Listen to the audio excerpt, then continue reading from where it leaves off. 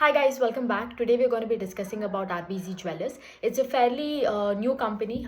Recently IPO आया था. I think around in December the IPO had come. And even if you look at the market cap of the company, it's quite low. It's sub 1000 crore category. I think it's around 750 to 800 crores to be precise. So today we're going to be discussing about that, right? So first thing first, as usual, like I start, let's just talk about the business model, right?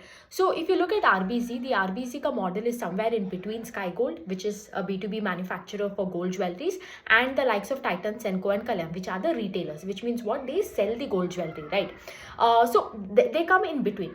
Now what do I mean by they come in between? So if you look at RBZ ka jewelry, RBZ Jewelers, so basically they are both a manufacturer as well as a retailer. Manufacturer का मतलब क्या है? I buy the gold, do the designs and everything मेरा एक company में वो machine लेके. Retailers मतलब आप बेचते हो किसी और को, मतलब एक कस्टमर को बेचते हो अपना दुकान डाल के and everything. So they do both. Now when you talk about their manufacturing side or the wholesale side, as we talk about it, one of the most important thing is, unlike Sky Gold, if you see, Sky Gold क्या करते हैं? वो 22 carat का gold jewelry, Turkish jewelry, all those things they do. Whereas RBZ is very focused on doing antique bridal gold jewelry, ठीक है? Which means what आप जो शादी में पहनते हो, those very olden style jewelries and all of those things. So that is what they do in the wholesale part. And they have, if you look at their customers also, they cater to the likes of Titan, Malabar, Joya Lucas. These are some of their big customers that I think me and you are fairly aware of the names. And if you look at their wholesale part, like I told you, they're a very small company, right? They're based out of Gujarat. It's basically like a mom and pop shop started, but after that they've gone on to venture to do things. So they're based out of Ahmedabad, and they have a big facility there, around I think 11,000 square feet. Oh no, not 11,000 square feet. I think the manufacturing facility is around 23,966 square feet. Okay, and it is owned by them. I mean, the entire plant, the land, everything is owned by them, and they're fairly very new machineries and everything. So they have only one plant. This is their entire wholesale part. Okay, and this contributes around 43% to the revenue. I'm taking H1 FY23. This is from the DRHP. The second part of the revenue, which is around 42% of the revenue, is contributed by the retail side. Now, when you talk about retail side, they have their own brand called Harit Zaveri. Okay, and this is also again based out of Gujarat. It is also in Ahmedabad only, and there they have like a very big showroom of I think around 11,600 square feet, and this was started in 2014, right? And yeah, this is where they do their retail jewelry, and they have only one showroom of, when you talk about the B2C, the entire retail part, right? So this is the entire business model. And if you look, the other 3% they have by like job work, where they get this jewelry. Again, that's a very small part. It is hardly 3%, and it is something that they're not looking to like venture into more further. Now if you look at the entire how do I put the entire thing, like why this RBZ has been in focus for a lot of time, is because let's first talk about what makes this company so special. So if you look about it, like I told you, we have seen the entire shift in jewelry space happen, right? Because one thing we have seen is the shift from unorganized to organized is happening at a very fast rate, and that is very evident by the likes of Kalyan, Senco and Titan, because Titan at such a huge base has grown at 22% this quarter, and they are also adding stores like like crazy. Same thing with Kalyan and Senco. I mean, Senco is at least fine. Kalyan, so don't even talk. I think they added around 80 to 90 stores. I think by this year, I think they've already done that, right? And you can see, right? Kalyan grew by 35%, Senco grew by 25%. So crazy growth in the organized space. One of the reasons why you're seeing organized space growth is because one, we are seeing a shift happen. One of the reasons is because of the hallmarking and the BIS certain standards that has happened. The second is a linking of Aadhaar card and your PAN card if you're buying jewelry of more than 2 lakhs, right? So all of this has given more leverage into your organized space. Now, if the organized space only is growing at, if the organized retail space is only growing at like 40% and everything, now think about it, right? These organized players will also need to source jewelry from, they would also prefer to source jewelry from another organized B2B manufacturer. Also, I'm sorry if you are hearing some background noise because it's playtime for the kids in the apartment. So just bear with that, and thank you for that. So anyways, coming back, they will also need an organized manufacturers who will do that. Now if you look at the organized and unorganized jewelry manufacturers, I'm talking about, not retail. If you look at that organized and in the retail space, we are already at 40% of the jewelry retail organized space, and 60 is unorganized, and that shift is happening also there, like I spoke.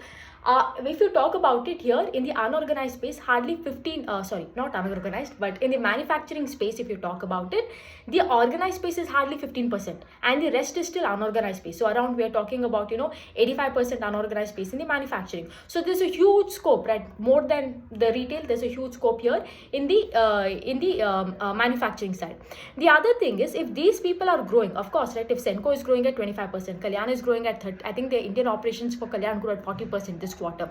Titan is growing. They will also need someone who is growing, who will supply to and cater to their demand, right? That is also needed. So this is where the entire demand is being fueled by. Okay, and here they take an advantage. RBZ Jewelers take is because there's some family business that has been owned for a very long time. So they have that the trust that they have built up over the years.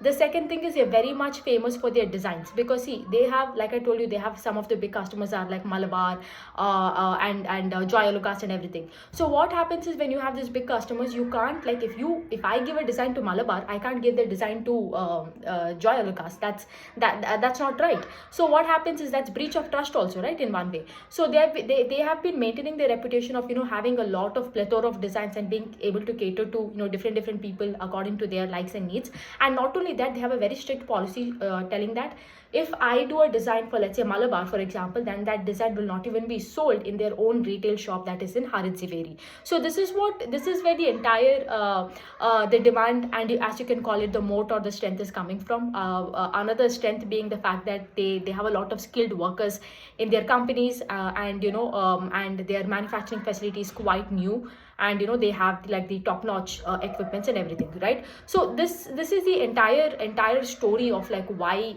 what the demand and the strength and everything.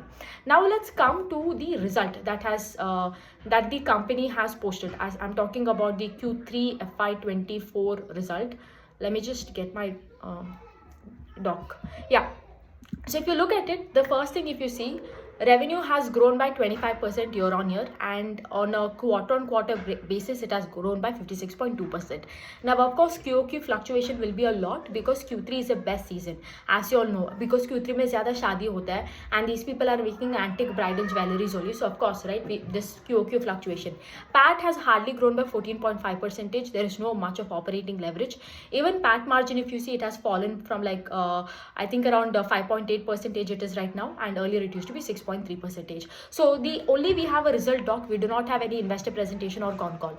Now, if you look, I have been tracking this company since the IPO time, and I have followed up with a lot of interviews that Harid Zaveri, the MD, has been doing with the TV channels. So they told they have raised around 100 crores in IPO, right? So they told all of this will be used in working capital. Okay, and one of the reason is because, see, of course, here the biggest issue will be the working capital, because you're selling gold at the end of the day, right? Like, and first of all, you're a B2B business, so आपका margin कम होगा, and on top of that, you're a commodity business, so you'll have to be like a slave to the gold prices. जब gold prices बढ़ता है, you'll have to pass it on to the customers, और जब gold prices गिरता है, the same customers will come to you and be like, अरे price नीचे करो, they will come to you. So of course, margins are always going to be a very, very tough thing here. But here, if you see, they enjoy a bit better margin compared to the likes of Sky Gold, because why? They have around 40% of the revenue coming from the retail side, right? So that is why the margins are also around the range of 5.8 to 6, right? That is there. The another thing, what the management had told was, they had manufactured around 1,059 kgs of gold last year. That is in FY23. Now we are in FY24 financial year, and they were targeting a volume growth of they are targeting to manufacture around 1,200 kgs. So if you look at this is the volume growth of 13.3%. Now we do not know how much of this has been already done, because this is the target by the end of Q4 they have to do. Since there is no PPT, since there is no con call, no clue as like how much of this has already been done. Out of 1,200, how much is done? This is one thing is not available. Okay, and another thing they told like they want to raise another 100 crore plus, and in the next 2 years they want to double the jewelry, because they want to double the volumes. Right now, like I told you, it is 1,200 kgs, and they want to take it up to 2.4 tons. This was the guidance given by them. Okay, now we do not know how this will be achieved. That is number one, because we have no clue. Like I told you, no con call, no investor presentation, and who knows, it might happen very, very soon. It's because the result to abhi aaya hai, aaj hi aaya, we don't know. So hopefully there are 3 things that I want to know from here. Like in case, because I'm just marking the comparison with the likes of Sky Gold. If you look at Sky Gold has done around 250 to 300 kgs per month they do. Okay, so even they do around 1200 kgs per year in the sorry, 250 to 300 kgs per month they do. And here these people are talking about doing 1200 kgs in a year. That is like 250 to 300 kgs in 1 quarter. So first thing is like, how much of this 1200 kgs have you done in the last 9 months? How much are you doing per month? In case you're planning to do this 2.4 tons that you are telling in the next 2 years, how much of it will be done in the next year? And for this, one thing I really want to get clarification is this: for this, do you want another 100 crores to be raised, or the 100 crores you've raised, is it already enough? The other thing is in terms of PAT margins. Do we see a PAT margin increase from here? Like, is there any hope? Because at least if somebody can talk about the PAT margin, if the management can talk about it, you can extrapolate the revenue and you can get the guidance further. The other thing also, I do not understand how the entire, like the kgs conversion will get translated into revenue. Because if you take right now, I think they have done around 115 crores of revenue this quarter, right? So this quarter is 115 crores of revenue. So 74 crores of revenue was done last time. So I think oddly around, probably they're going to do another 100 crores of revenue. So I don't know, it will translate to 25% revenue growth, probably, I'm not sure, compared to last year's revenue. Though this is something I want to get to know. The other thing, the last thing would be in terms of like, if what are they looking for? Like, I think for me the biggest dichotomy with the company has been, the management kept talking about, how they want to focus more on the wholesale side.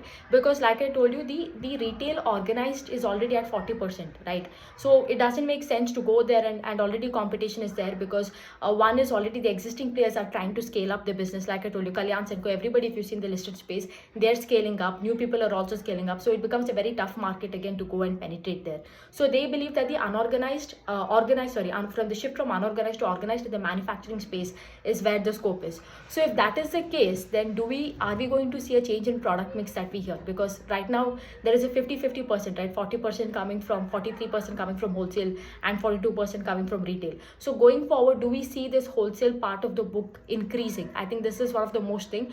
Because if you look back at the DRHP and see, I think the wholesale was contributing 62% in FY22, and right now it is hardly contributing 43%. So there is a dichotomy over here between like what the numbers have been over the years versus what the management is telling. Who knows, they might want to change it going forward. So yeah, these are some of like the things I want to get answers to, and hopefully the management does con call and we can figure it out. But overall for me right now, again, this is a very subjective opinion. Result is a bit disappointing. Of course, what I might find disappointing, you might find blockbuster. This is not something that you and I can debate on, because we are two different individuals. Only reason is being, if you look at the likes of B2B jewelers like Sky Gold, they have done 72%. If you look at Kalyan, which is a retailer, has done 35%. Senco has done 25%. Titan, on such a big base, has done 22%. So you being a very sub 1000 crore market cap, a differentiator, I mean, like somewhere in between both, I think there is an expectation to do more. So probably that. Yeah, other than that, nothing much. So hopefully we get to see a con call and get answers as to like what has been the volume growth, and where and what could be the further guidance, if they are going to up the guidance, or what happens in the company. And that's that about RBZ Jewelers, and I hope it made sense. And yeah, see you tomorrow again.